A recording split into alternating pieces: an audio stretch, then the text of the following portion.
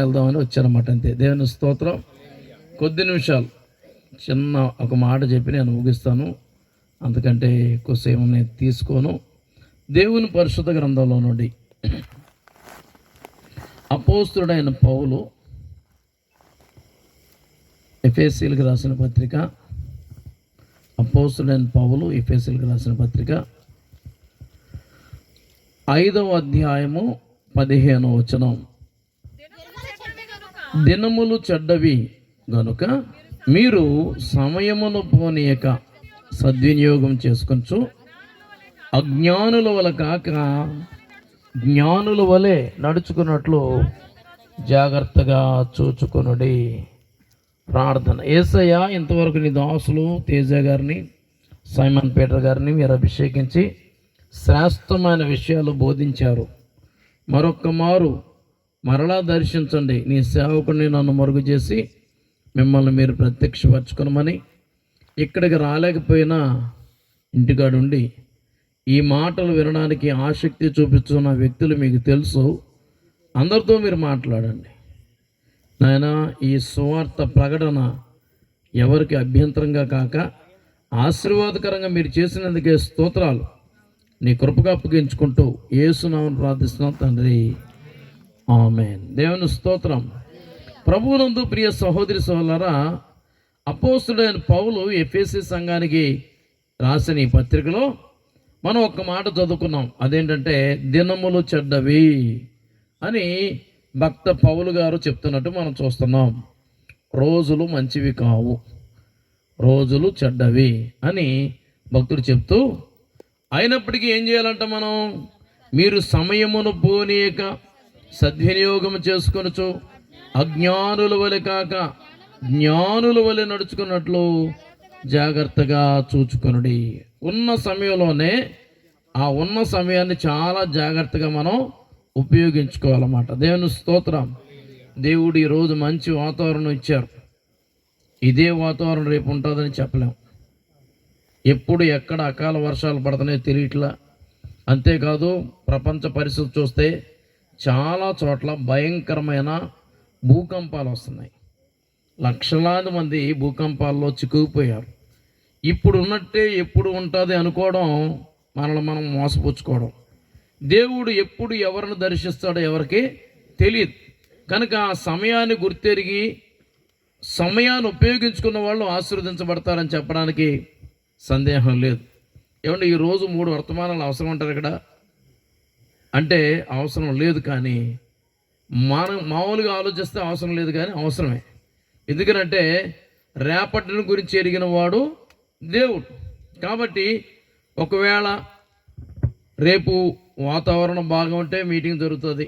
రెండవది, ఒకవేళ ఎవరైనా రేపటికి అవకాశం లేకపోతే మీ జీవం ఏపాటిది, ఇంతలో కనబడి అంతలో మాయమైపోయే నీటి ఆవిరి వంటిది అని దేవుని వాక్యం తెలియజేస్తుంది. కాబట్టి ఒకవేళ రేపు అనేది మనకు ఉందో లేదో మనకు తెలియదు.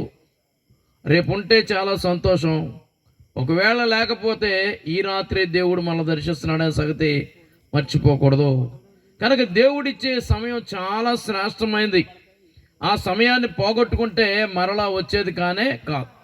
ఈ లోకంలో పోగొట్టుకున్నది దేన్నైనా మరలా సాధించవచ్చేమో, కానీ పోగొట్టుకున్న సమయాన్ని సంపాదించుకోవడం ఎవరి వల్ల కానే కాదు. ఒకప్పుడు నేను చిన్నపిల్లోడుగా ఉన్నాను. ఆ తర్వాత ఇదిగో ఈ వయసులోకి వచ్చేసాను. అప్పటికే 50 సంవత్సరాలు వచ్చేసినాయి నాకు. ఏమండి, మళ్ళా బాల్యం వస్తుందా, యవ్వనం వస్తుందా? ఇంకా వచ్చేదాన్ని ఉందంటే ముసలితనమే. కాబట్టి ఇప్పటికే చాలా పోయింది. 50 సంవత్సరాలు నా జీవితాన్ని ఏమండి నేను దాటుకుంటూ వచ్చేసాను. అయితే ఒక సంతృప్తి ఏంటో తెలుసా? ఈ 50 సంవత్సరాల్లో 29 సంవత్సరాలుగా దేవుని సేవలో ఉన్నాను. దేవుని స్తోత్రం. హల్లెలూయా. ప్రభువును నా సొంత రక్షకుడిగా అంగీకరించి వాక్యానుసారంగా జీవిస్తూ నశించిపోతున్న ఆత్మల రక్షణ కొరకు ప్రయాసపడడానికి, పరుగులెత్తడానికి ప్రభువు నాకు మంచి అవకాశం ఇచ్చారు, ఆరోగ్యం ఇచ్చారు, ఆయుష్ పెంచారు. దాన్ని బట్టి ప్రభువునందు సంతోషిస్తున్నాను. కనుక సమయం ఉండగానే ఏదైనా చేయగలుగుతాం, కానీ సమయం అయిపోయిన తర్వాత చేయగలిగింది ఏమీ లేనే లేదు అనే మాట జ్ఞాపకం చేస్తున్నాం. అందుకనే అపోస్తలుడైన పౌలు అన్నాడు కదా, దినములు చెడ్డవి గనుక మీరు సమయమును పోనివ్వద్దు. దేవుడు మానవాళికి చక్కని సమయాన్ని ఇస్తున్నాడు. నెంబర్ 1, మారు మనసు పొందడానికి ఆయన సమయం ఇస్తున్నట్టు మనం చూస్తూ ఉంటాం. ప్రకటన గ్రంథంలో ఈ మాట దేవుడు తెలియజేసినట్టు మనం చూస్తూ ఉంటాం. చూడండి, ప్రకటన గ్రంథము 2వ అధ్యాయము 21వ వచనం చదువుతున్నాను. మారు మనసు పొందుటకు నేను దానికి సమయం ఇచ్చి తిని. దేనికి ఇచ్చాడంట సమయం? అవును, ప్రభునందు ప్రియ సహోదరి సోదరులారా, ఇంకా మారు మనసు లేని అనుభవంలో ఒకవేళ జీవిస్తూ ఉన్నవేమో. కొంతమంది చక్కగా మందిరానికి వస్తారు, బైబిల్ తీసుకొస్తారు, పాటలు పాడతారు, ప్రార్థన చేస్తారు. ఏమంటే మందిరంలో ఉన్నంత వరకు దేవదూతల్లా కనపడతారు. ఒక సహోదరుడు అన్నాడు, అయ్యా మా ఇంటికి వచ్చి చూడండి అన్నాడు. ఏమండంటే, మరి మందిరంలో దేవదూతలు ఉండొచ్చేమోనండి, ఇంట్లో దెయ్యంలో ఉంటుందండి అన్నాడు. కనుక కొంతమంది మారకపోవడానికి గల కారణం చెప్పనా, మనలో సరైన మాదిరి లేకపోవడం ఏమో, అంతే. కాబట్టి దేవుడిచ్చిన ఈ మంచి సమయాన్ని మనం ఉపయోగించుకుని, ఓ స్త్రీ, నీ భర్తను నువ్వు రక్షించుకుందో లేదో నీకేం తెలుసు? ఓ పురుషుడా, నీ భార్యను నువ్వు రక్షించుకుందో లేదో నీకేం తెలుసు? కాబట్టి నువ్వు ఏం చేయాల్సిందంటే ప్రార్థన చేయాలి. ప్రభువా రక్షించు ప్రభువా అని ప్రార్థన చేయాలి. మనందరికీ బాగా తెలుసు, విశ్వాసుల తండ్రి అయిన అబ్రహాముతో దేవుడు చెప్తాడు, అబ్రహమా, సొదొమ గొమొర్రాను గురించిన మొర నా ఎద్దకు వచ్చింది, నేను వెళ్తున్నాను. అసలు వాళ్ళు అలా చేశారో లేదో చూద్దాం అనుకుంటున్నాను. ఒకవేళ అలా చేసుంటే నేనేం చేయాలో చేస్తాను అన్నాడు. అబ్రహాం ఏం చేశాడు తెలుసా? ఇంకా యెహోవా సన్నిధిలో నిలిచి ఉన్నాడంట. దేవుని స్తోత్రం. చూడండి, ఆది కాండంలో మనం చూస్తే విశ్వాసుల యొక్క తండ్రి అయిన అబ్రహాం దేవుడు దర్శించిన సమయాన్ని గుర్తెరిగి, అంతేకాదు దేవుడు సొదొమ గొమొర్రా ప్రాంతాలను నాశనం చేయబోతున్నాడని తెలుసుకుని ఉన్న అవకాశాన్ని, ఉన్న సమయాన్ని ఎంత చక్కగా ఉపయోగించుకున్నాడంటే, ఆది కాండము 18వ అధ్యాయంలో మనం చూస్తే 20వ వచనం చదువుతున్నాను. మరియు యెహోవా సొదొమ గొమొర్రాలను గురించిన మొర గొప్పది గనుకను వాటి పాపము బహు భారమైనది గనుకను నేను దిగిపోయి నా యొద్దకు వచ్చిన మొర చొప్పుననే వారు సంపూర్ణముగా చేసేదిరో లేదో చూచెదను, చేయని ఎడల నేను తెలుసుకుంది అనెను. ఆ మనుషులు అక్కడి నుండి తిరిగి సొదొమ వైపుగా వెళ్ళిరి. అబ్రహాము ఇంకా యెహోవా సన్నిధిని నిలిచి ఉండు. చెప్పండి ఈ మాట, అబ్రహాము ఇంకా యెహోవా సన్నిధిని నిలిచి ఉండెను. మీకులాగా టైం అయిపోయినా, ఒకవేళ వచ్చిన వాళ్ళు ఎవరిని వెళ్ళిపోయినా మీరు మాత్రం ఉండిపోయారు. దేవుని స్తోత్రం. అవునండి, విశ్వాసుల తండ్రి అయిన అబ్రహాము నిలిచినట్లే విశ్వాసులు కూడా నిలిచి ఉండే వారిగా ఉండాలి. ఒక మాట చెప్తాను, తండ్రి అయిన దేవుని ప్రేమ అనే ఆశీర్వాదం ఇవ్వకముందు ఎవరు వెళ్ళకూడదండి. ఆశీర్వాదంతోనే వెళ్ళాలి. కొంతమందికి కంగారు ఎక్కువ, ఆశీర్వాదం తీసుకోకుండా వెళ్ళిపోతారు. తీరా మధ్యలో వెళ్ళేటప్పుడు ప్యాచ్ పడుతుంది బండి, అప్పుడు ఎంత టైం వేస్ట్ అవుతుంది. కనుక పరుగులెత్తడం కాదు, ప్రభు సన్నిధి యొక్క విలువను తెలుసుకుంటే దేవుడు ఖచ్చితంగా నేను కాపాడతాడు. దేవుని స్తోత్రం. తొందరపడి నడుచువాడు త్రోవ తప్పిపోతాడని దేవుని వాక్యం తెలియజేస్తుంది. కాబట్టి ఒక్క చోట మీటింగ్కి వెళ్ళామంటే ఆ చివరి వరకు ఉండి ఆశీర్వాదంతో వెళ్ళడం ఎంతో ఆనందకరం అనే మాట చెప్తున్నమాట. దేవుని స్తోత్రం. ఇక్కడ మనం చూసినట్లయితే దేవుని సన్నిధిలో అబ్రహాం ఇంకా నిలిచి ఉన్నాడంట. నిలిచి ఉండడం కాదు, 23వ వచనంలో అప్పుడు అబ్రహాము సమీపించి, అంటే నిలిచి ఉండడం ఒక ఎత్తు అయితే దేవునికి మరింత సమీపంగా వచ్చాడు అనే మాట మనం గుర్తిరగాలి. ఏమండి, పెద్ద పెద్ద వాళ్ళతో మాట్లాడేటప్పుడు మీరు చూడండి, కొంతమంది తొందరగా మాట్లాడరు, వచ్చి వెళ్ళిపోయే వాళ్ళని నువ్వు వెళ్ళవయ్యా అంటారు. మరి మీరండి, నేను చూసుకుంటాను తర్వాత, నువ్వు వెళ్ళవయ్యా అంటారు. ఎందుకంటే పర్సనల్గా మాట్లాడాలనుకున్న వాళ్ళు పబ్లిక్లో మాట్లాడరు అన్నమాట. పర్సనల్గా మాట్లాడాలనుకున్న వాళ్ళు అందరూ మాట్లాడేసినాక లాస్ట్లో పట్టుకుంటారన్నమాట. పట్టుకుని అయ్యా ఇదండి ఇదండి ఇదండి అని చక్కగా మాట్లాడతారు. ఆ నాయకులు కూడా ఏం చేస్తారో తెలుసా, లాస్ట్ వరకు ఉండి చెప్పినోడనే మాటలు వింటారు తప్ప ఏదో తొందరగా వచ్చి నమస్కారం పెట్టి వెళ్ళిపోయేవాడి మాటలు పెద్దగా పట్టించుకోరు. కనుక అబ్రహాము ద్వారా మనం నేర్చుకునేది ఏంటంటే మనం అంతము వరకు సహించే వారంగా ఉండాలి. ఇంకను నిలిచి ఉండెను, రెండవది సమీపించెను. కనుక దుర్దినాల్లో ఉన్నాం, భయంకరమైన సంఘటనలు జరుగుతున్న దినాలలో ఉన్నాం. దేవుని వాక్యం చెప్తున్న మాట, చెడ్డ దినాల్లో ఉన్నాం. మనము ప్రభు సన్నిధిలో నిలిచి ఉండే వారంగా, రెండవది ప్రభువుకు మరింత సన్నిహితులయ్యే వారంగా ఉండాలని మాట చెప్పడానికి ప్రభువునందు సంతోషిస్తున్నాను.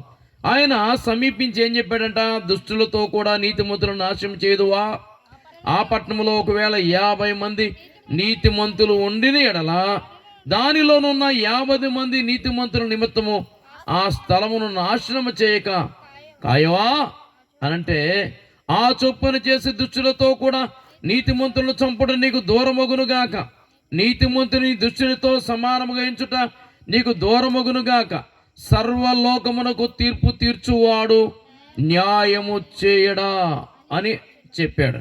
చూడండి, దేవుని గురించిన మాట భక్తుడు అబ్రహాం ఏమంటున్నాడు తెలుసా, దేవుడు అంటే ఎవరై అంటే సర్వలోకమునకు తీర్పు తీర్చువాడు. చెప్పండి మాట, సర్వలోకానికి తీర్పు తెచ్చేవాడు. ఆయన సన్నిధిలో నిలవాలి, ఆయనకు మరింత సన్నిహితులు కావాలి. అప్పుడు ఖచ్చితంగా నీ జీవితంలో ఆయన న్యాయము చేసే దేవుడిగా ఉన్నాడని చెప్పడానికి సంతోషిస్తున్నాను. ఈ లోకంలో నువ్వు అనుకున్న చోట న్యాయం దొరికినా దొరకకపోయినా ఖచ్చితంగా దేవుడు న్యాయం తెచ్చే దేవుడు అనే మాట మర్చిపోకూడదు. ఆయన నిలిచి అంటాడు, ఒకవేళ 10 మంది ఉంటా, అక్కడ 50 మంది ఉంటారేమో నీతిమంతులని స్టార్ట్ చేశాడండి. దేవుడు అన్నాడు కదా, ఒకవేళ 50 మంది ఉంటే అంటే నేను కాపాడుతాను అన్నాడు. అబ్రహాంకు డౌట్ వచ్చింది, అంత తొందరగా దేవుడు ఒప్పుకున్నాడంటే 50 మంది కూడా లేరేమో, ఎందుకైనా మంచిది 5గురు తగ్గుతారేమో అన్నాడు. అబ్బో, మహా తెలివి ఉపయోగించాడండి అబ్రహాం. ఇప్పుడు ఏమొచ్చు, డైరెక్ట్గా 45 మంది అనొచ్చు కదా, కానీ ఏమన్నాడు, 5గురు తగ్గచ్చేమో. దేవుడు ఎప్పుడు డైరెక్ట్గా మాట్లాడతాడు, మనం ఇండైరెక్ట్గా మాట్లాడతాం. అబ్రహాం ఇండైరెక్ట్గా అన్నాడు 5గురు తగ్గుతారేమో అంటే దేవుడు అంటాడు 45 మంది ఉన్నా కాపాడుతానంటాడు. ఆ తర్వాత 40 మందే ఉంటారేమో, 30 మంది ఉంటారేమో, 20 మందే ఉంటారేమో, 10 మందే ఉంటారేమో అని మాట్లాడుకుంటూ వచ్చాడంట. 33వ వచనంలో యెహోవా అబ్రహాముతో మాట్లాడుతూ చాలించి వెళ్ళిపోయాను. అబ్రహాము తన ఇంటికి, అంటే ముందెళ్ళిపోయింది ఎవరు?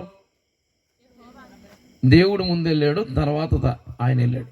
ఒకవేళ ఆయనే కనుక వెళ్ళకుండా ఉండుంటే నేను అనుకుంటున్నాను 5గురే ఉంటారేమో ప్రభు అంటాడు. ఎవరు? అందుకని దేవుడు కంగారు వచ్చేసింది, బాబు నీతో పెట్టుకోకూడదు, నువ్వు మామూలుడు కాదు, దొరికాను కదా అని 50 మంది దగ్గర నుంచి 10 మంది దాకా వచ్చావా, ఇంకొక నిమిషం ఉన్నానంటే ఇంకొక 5గురిని తగ్గిస్తావు నువ్వు అని ఆయన కంగారు పడ్డాడండి. దేవుని స్తోత్రం. అంటే ఇక్కడ మనం నేర్చుకొస్తుంది, ఉన్న సమయాన్ని వినియోగించుకోవాలండి. సమయం అంతా పోయినాక ఏంటి ప్రయోజనం? కనుక దొరికిన దేవుణ్ణి పట్టుకున్నాడు. 50 మంది దగ్గర నుంచి బతుకులాడుకుంటూ ఎక్కడి దాకా వచ్చాడు? 10 మంది దాకా వచ్చాడు. దేవుడిచ్చిన ఈ సమయాన్ని నువ్వు దేనికోసం ఉపయోగిస్తున్నావు? నశించిపోతున్న ఆత్మలు ఎంతోమంది ఉన్నారు, వారిని నాశనము నుండి రక్షించాలి. చావునకు పట్టబడిన వారిని తప్పించము, నాశనమునకు జోగుచున్న వారిని నువ్వు రక్షించవా? కనుక దినములు చెడ్డవి కనుక మనం ఏం చేయాలంట? సమయమును పోనివ్వకుండా ప్రార్థించి ఆత్మలను సంపాదించే వారిగా ఉండాలి అని చెప్పడానికి సంతోషిస్తున్నాను. కనుక మరింత ప్రార్థనా పరులుగా మనం ఎదగాలని చెప్పడానికి సంతోషిస్తున్నాను. అబ్రహాము పట్టు మనం కూడా పట్టుకోవాలి. స్త్రీలు చాలామందికి బేరాలు ఆడడం బాగవచ్చు. మాకు పెద్ద బేరాలు ఆడడం రాదు, కానీ మాలో కూడా కొంతమంది నైపుణ్యం కలిగి ఉంటారు. వాళ్ళ చూస్తే భలే ఆశ్చర్యం అవుతుంది నాకు, భలే ఆడుతున్నాడు ఈయన బేరం. సాధారణంగా సహజంగా స్త్రీలు అయితే మనలో మనమాట 50 అన్న తర్వాత తీసుకోండి అమ్మ అన్నారు అనుకోండి, అలా కాదు 45కి ఇస్తావా, 40కి ఇస్తావా అంటే అమ్మేవాడు కోపం వచ్చి కొనే మొహం అది అంటారు.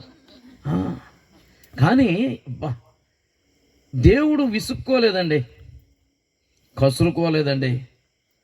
అబ్రహాములో ఉన్న ఆతృత, అబ్రహాములో తన బంధువుల పట్ల ఉన్న ప్రీతి, అబ్రహాముకి నశించిపోతున్న పట్టణం మీద ఉన్న ఆ దయా కరుణ ఏంటో అర్థం చేసుకున్నాడు. దేవుని స్తోత్రం. నిజమేనండి. దైవజనులు ప్రసాదయ్య గారు నాకు చాలా సంవత్సరాలుగా పరిచయం. ప్రతి సంవత్సరం ఇంచుమించు ఎన్ని మీటింగ్లు పెడతారు మీరు? ఒక 20-25 మీటింగ్లు పెడతారు. 25 మీటింగ్లు. చాలామందికి నేనే ఎక్కువ పెడతాను అనుకుంటున్నారు, కానీ నాకంటే ఎక్కువ పెట్టేవాళ్ళు ఉన్నారని సంగతే తెలియదు. నిజమేనండి. సేవకు వచ్చిన తర్వాత నిజంగా సేవ చేసేవాడు కుదురుగా ఉండలేడండి. ఖచ్చితంగా ఏదో చోట మీటింగు పెట్టడమో, ఏదో ఒక చోటకు వెళ్ళి సువార్తను ప్రకటించడము.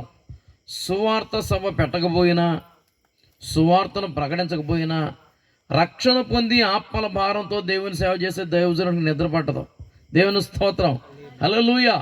ఎంతమంది వచ్చారు మీటింగ్కి అనేది కాదు, ఎంతమందిని దేవుడు తాకాడు.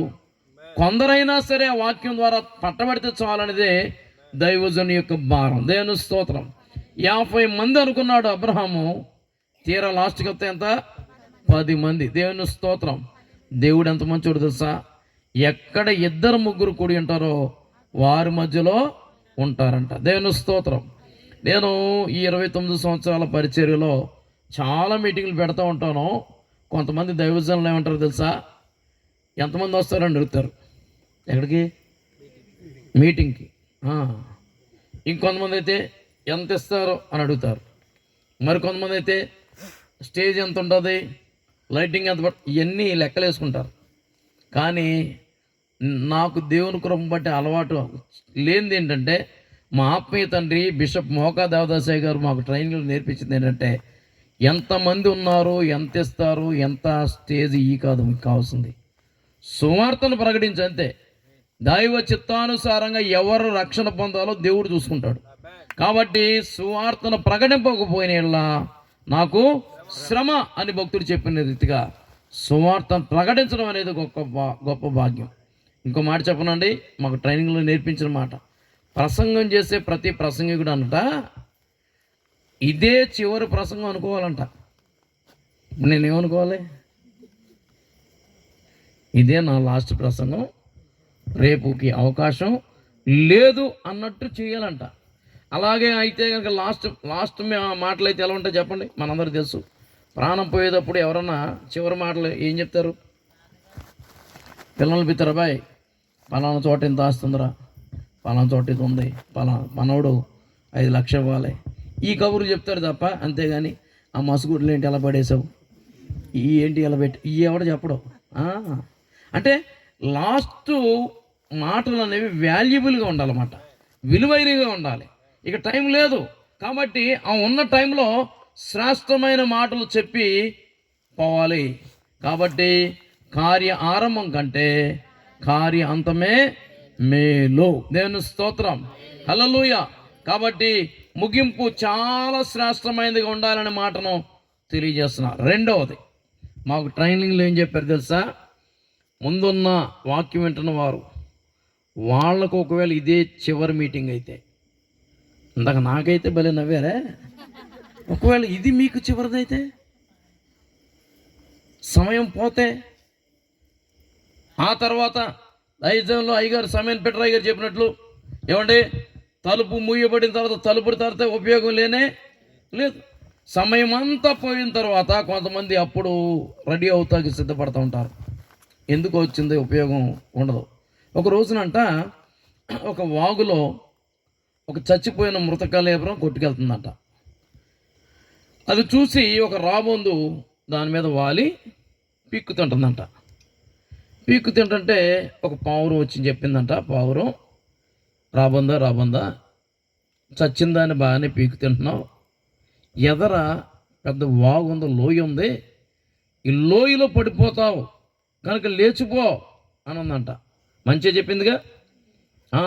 ఇదేం చేసిందంటే, లోయ ఉందని నాకు తెలుసు, నువ్వు చెప్పక్కర్లా, ఎప్పుడు లెగవాలో కూడా నాకు తెలుసు, నాదంతా టైమింగ్ని బట్టి ఉంటుంది, అది రాకముందే నేను లేచిపోతాను అన్నట్టు చెప్పిందంట.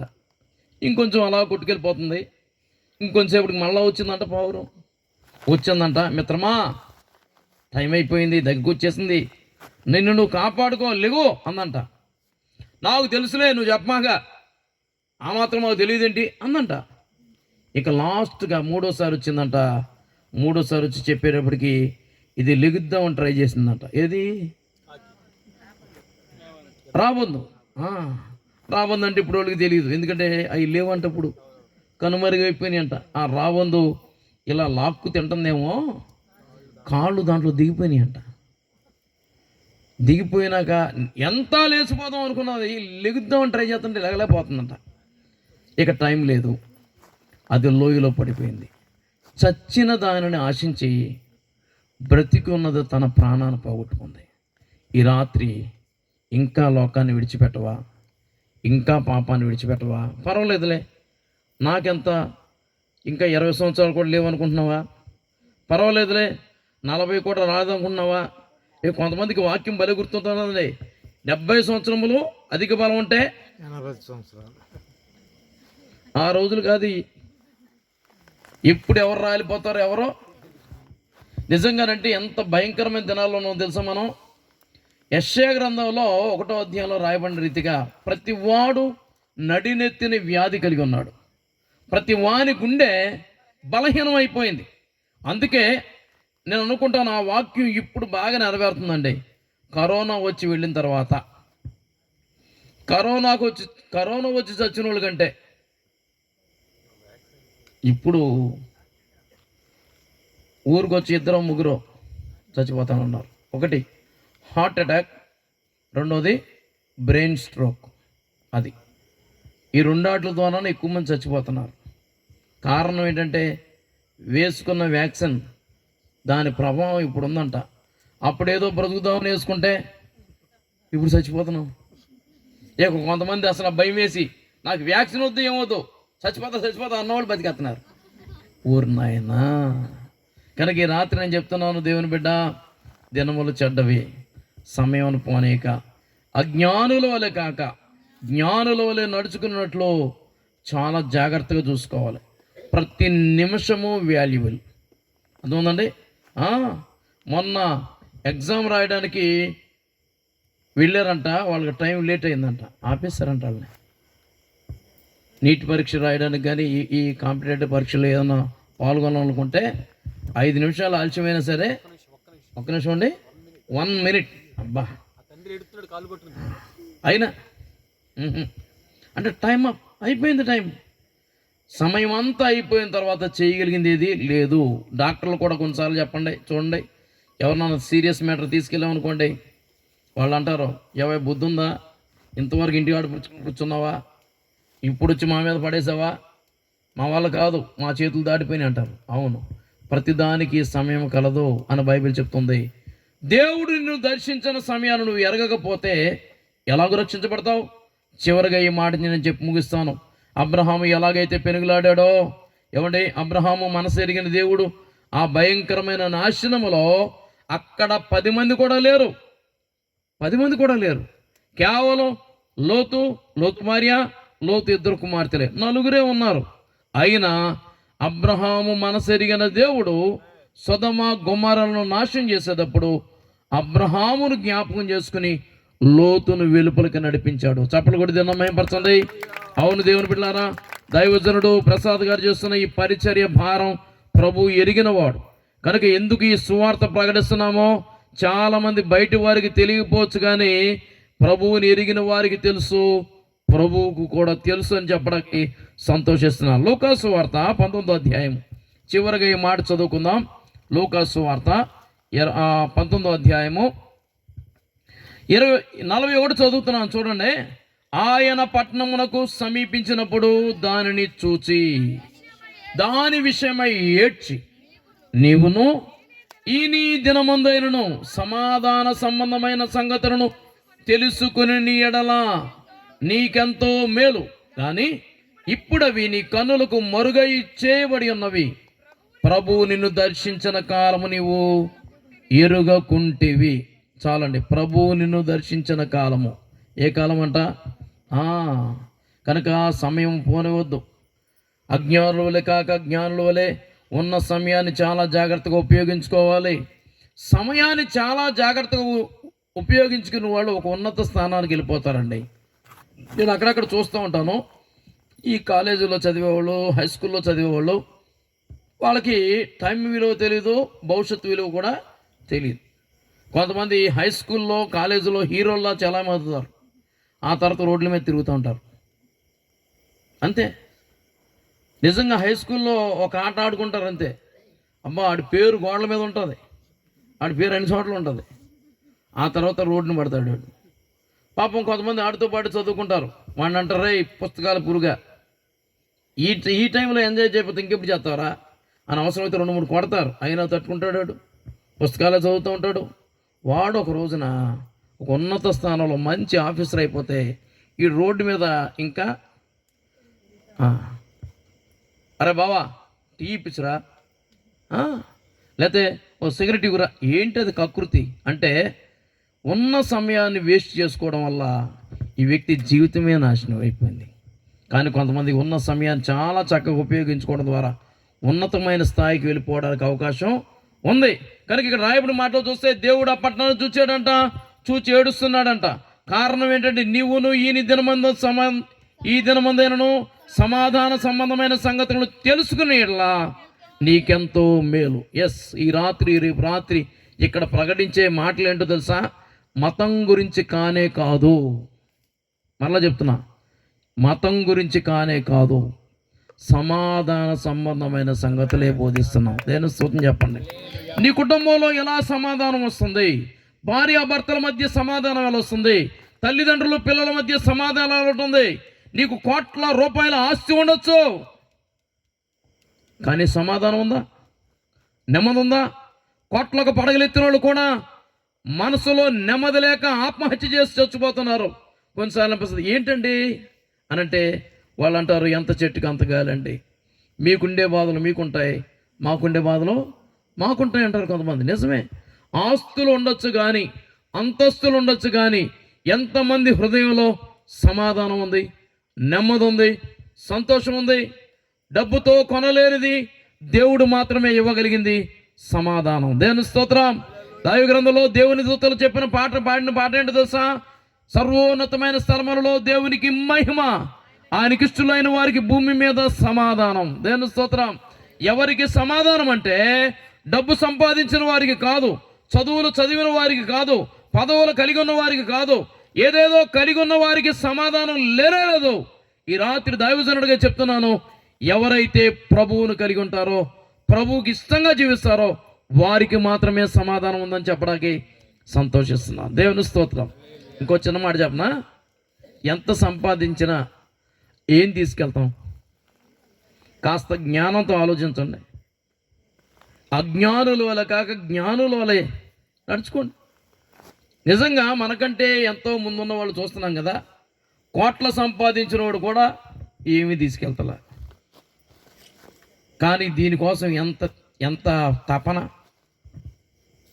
ఒకళ్ళని కొట్టి సంపాదించేవాడు ఒకడు, ఇంకోటి చంపి సంపాదించేవాడు ఒకడు, రాంగ్ రూట్లోకి వెళ్ళి సంపాదించేవాళ్ళు కొందరు, ఏమంటే మోసం చేసి సంపాదించేవాళ్ళు కొందరు.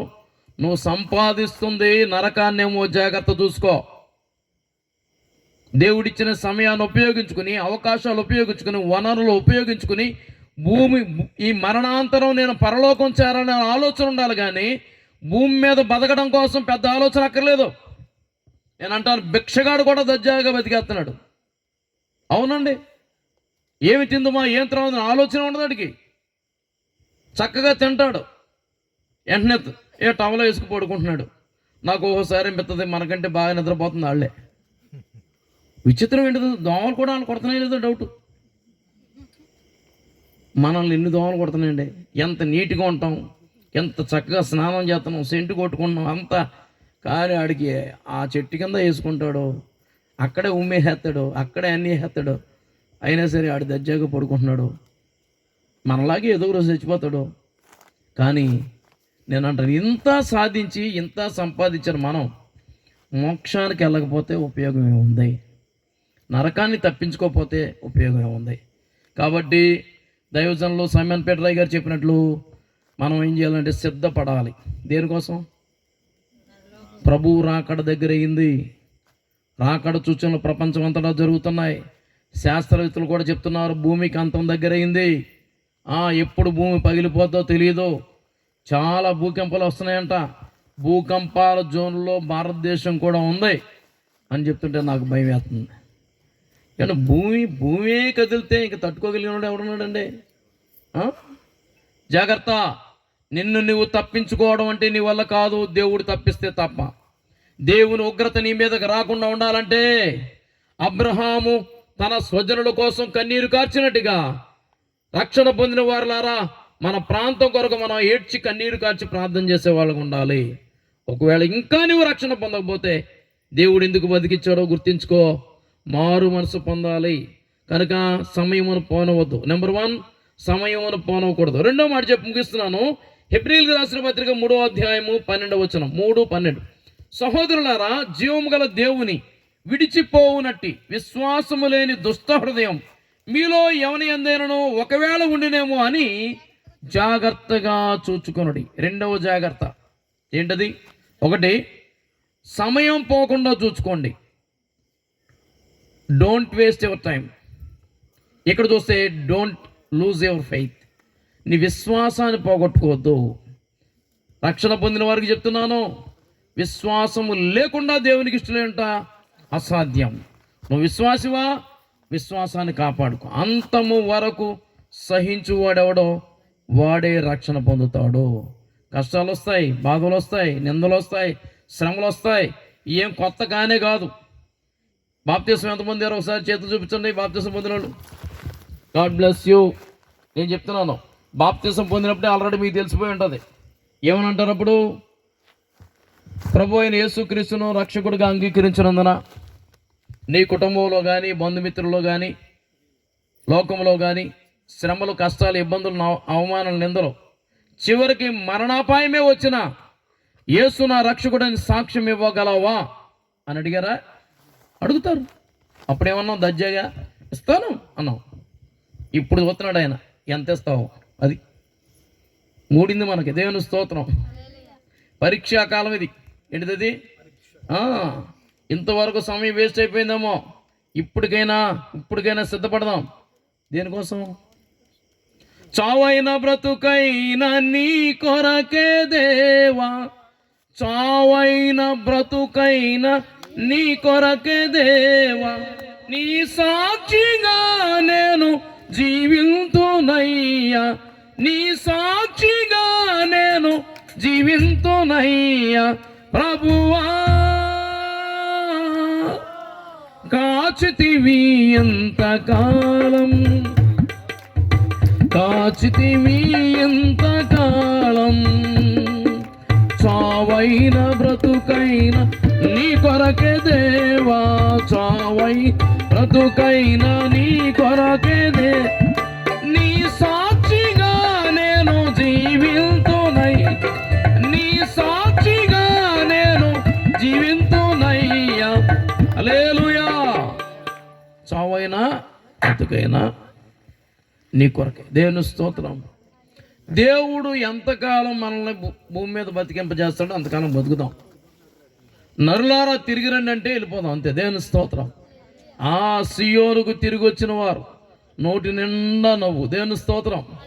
ప్రభువు దగ్గరికి వెళ్ళేవాళ్ళు ఏడితే వెళ్ళాం, సంతోషంగా వెళ్ళిపోతాం. ఎందుకంటే దానికోసం ఎదురు చూస్తున్నాం.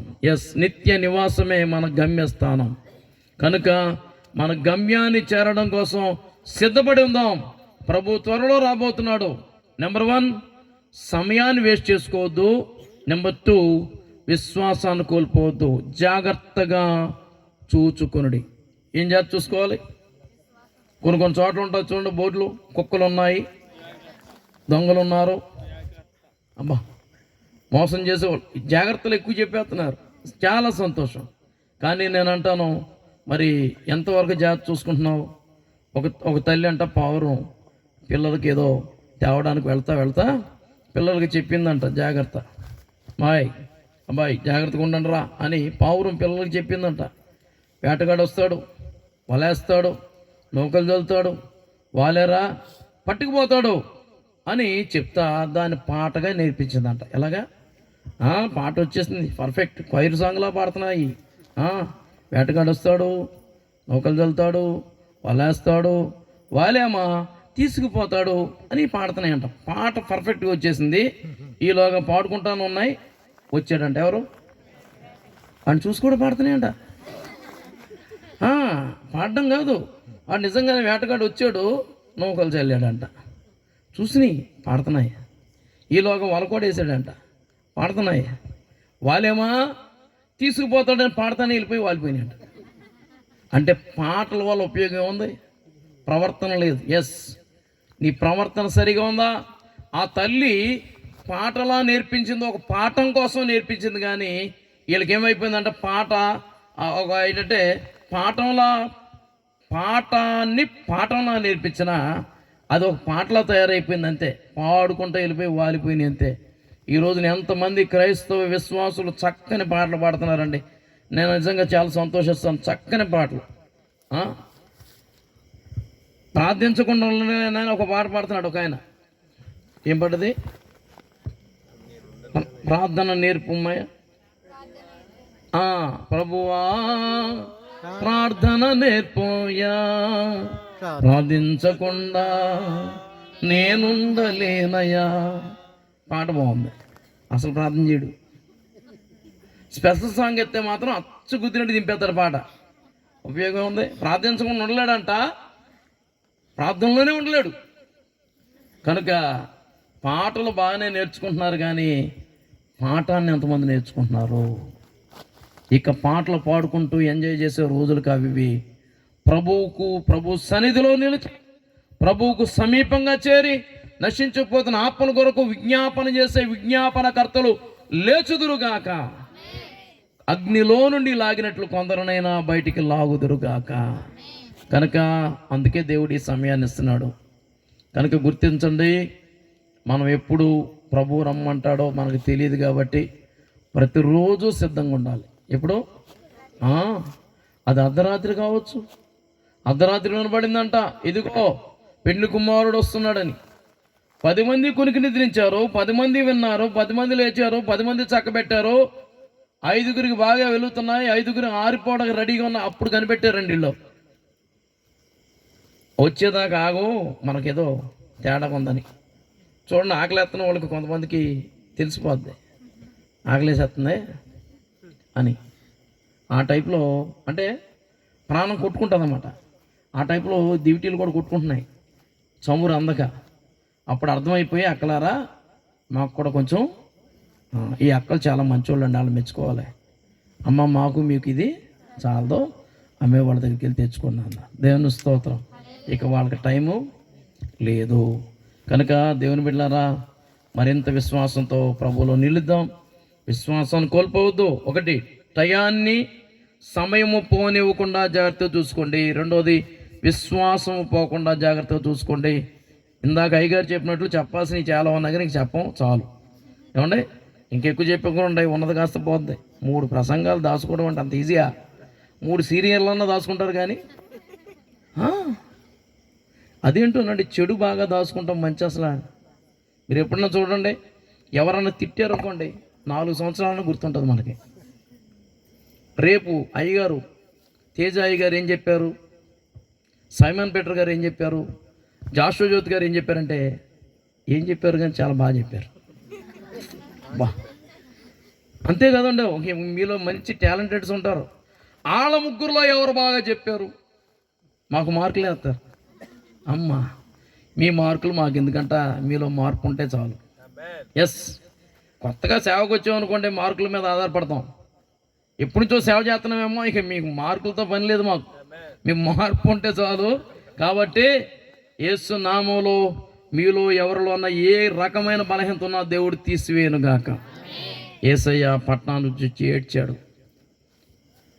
నేడైనా నువ్వు సమాధాన సంబంధమైన సంగతులు విని ఎడల ఎంత మేలు. వినలేదంట. రాతి మీద రాయి లేకుండా ఉండే రోజులు వస్తున్నాయని యేసయ్యే ఆ పట్టణాలను చూసి ఏడ్చాడు. ఈ రోజున యేసు ప్రభు సేవకులు పట్టణాలను చూసి పనులను చూసి ఏడుస్తున్నారు. అయ్యో, ఇంకెప్పుడు మారుతారు, ఇంకెలా మారుతారు, జీవితంలో మార్పు కోసం ఎదురు చూడలే చాలామందిని. నిజమైన భారం కలిగిన దైవ సేవకులు చూచి ఆనందించడం కాదు, చూచి ఏడుస్తారు. అయ్యో ప్రభువా, వీరిని రక్షించవా, వీరిని ఎదుగు నడిపించవా. తలలో ఉంచండి, చిన్న ప్రార్థన చేసుకుందామా. ఒక్కసారి మీ కుటుంబంలో ప్రభువుని ఎరగని వారు ఎవరో మీకు గుర్తు రావాలి ఇప్పుడు. ఎస్, మందిరానికి వస్తున్నాడండి కానీ మారు మనసు లేదండి. కొడుక, కూతుర, భర్త, భార్య, ఎవరు నీకే తెలుసు. ఇప్పుడు నోరు తెచ్చి ప్రార్థన చేస్తావా? అబ్రహాము ప్రార్థన చేసింది లోతు కుటుంబం కోసమే. ఎస్, లోతు ఒకప్పుడు తనను కాదనుకుని వెళ్ళిపోయాడు. లోతు అబ్రహామును కాదనుకుని పోయాడేమో కానీ అబ్రహాము లోతును కాదు అనుకోలేకపోయాడు. 2 చేతుల పైకి ఎత్తండి. ఇప్పుడు 2 చేతుల పైకి ఎత్తి నోరు తెరిచి, నిజమే ప్రభా, మా స్వకీయులను రక్షించవా, మా ప్రజలను రక్షించవా, వారు తిరిగి సియోనుకు రావాలి ప్రభా, రక్షించవా, సిద్ధపడి నీ యొక్క రాజ్యంలో చేరాలి ప్రభా, రక్షించవా. ఉన్న సమయాన్ని సిద్ధపడడం కోసమే కదా నువ్వు ఇస్తున్నావు. ఆ రోజు సిగ్గుపడకుండా ఉండాలంటే ఈరోజు సిద్ధపడాలనే మాకు టైం ఇచ్చావు నాయన. మేము సిద్ధపడుతూ అనేకులను సిద్ధపరచుటకు నీ సహాయం దయచేయమని చిన్న ప్రార్థన చేద్దామా. ప్రభా, నీ సహాయం మాకు కావాలి ప్రభా. ఆయన నశించిపోతున్న ఆత్మలో రక్షణ పొందాలి. ఇదే మా వేదన, ఇదే మా భారం. కార్యం చేయవా ప్రభా. నోరు తెరిచి ప్రార్థన చేయండి. 2 నిమిషాలు నోరు తెరిచి ఎవరికి వాళ్ళే చిన్న ప్రార్థన చేయండి. Praise the Lord, hallelujah. Praise the Lord, స్తోత్రం స్తోత్రం. నేరము చేయని నీవు ఈ ఘోర పాపి కొరకు భారమైన సిలువ మోయలేక మోసావు.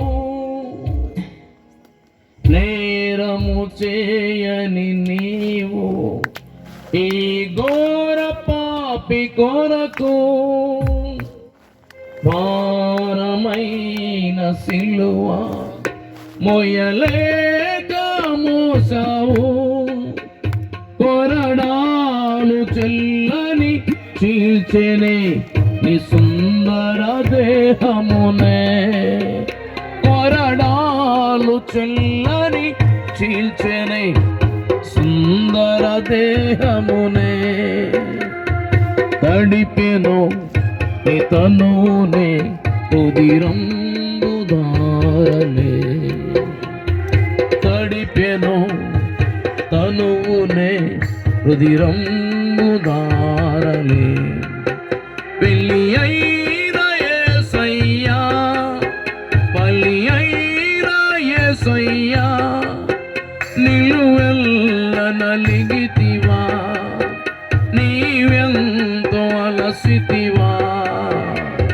సిలువలో సిలువలో ఆ ఘోర కల్వరిలో తులువల మధ్యలో ప్రేలాడిన యేసయ్యా. ప్రార్థన చేసుకుందామా. యేసు ప్రభు సిలువలో వేలాడాడు, 3 మేకుల మీద వేలాడాడు. 3 మేకులు పిక్కోలేని చేతగాని వాడు కాదు నా యేసయ్య. మరణపు ముళ్ళు విరిచి తిరిగి లేచిన వాడు నా యేసయ్య. ఆయన మరణించకపోతే, ఆయన రక్తాన్ని కార్చకపోతే మానవాళికి రక్షణ లేదు. ఏ దానము నిన్ను మోక్షానికి తీసుకెళ్ళలేదు. కానీ ఆయనే తనంతట తాను ఈ లోకంలో మానవాళి పాపశాపానికి నిలువెల్లా నలిగిపోయేవాడు. యేసు ప్రభు వారి మరణం చేతకానిదిగా, దిక్కుమాలినదిగా నీకు ఒకవేళ కనబడుతుందేమో, కానీ ఆ యేసు రక్తమే నీకు దిక్కు. నువ్వు నమ్ముకుంటే మోక్షాన్ని చేరుకుంటావు. ఇది నీకు అనుకూల సమయం. ఆయన శాంతిని నీకు ఇవ్వడానికి ఇష్టపడుతున్నాడు, సమాధానం ఇవ్వడానికి ఇష్టపడుతున్నాడు. డబ్బుతో సాధించలేనిది, పదవుతో సాధించలేనిది, కులంతో సాధించలేనిది కేవలం దేవుడు మాత్రమే ఇవ్వగలిగింది. నోరు తెచ్చి ప్రార్థన చేసుకుందామా.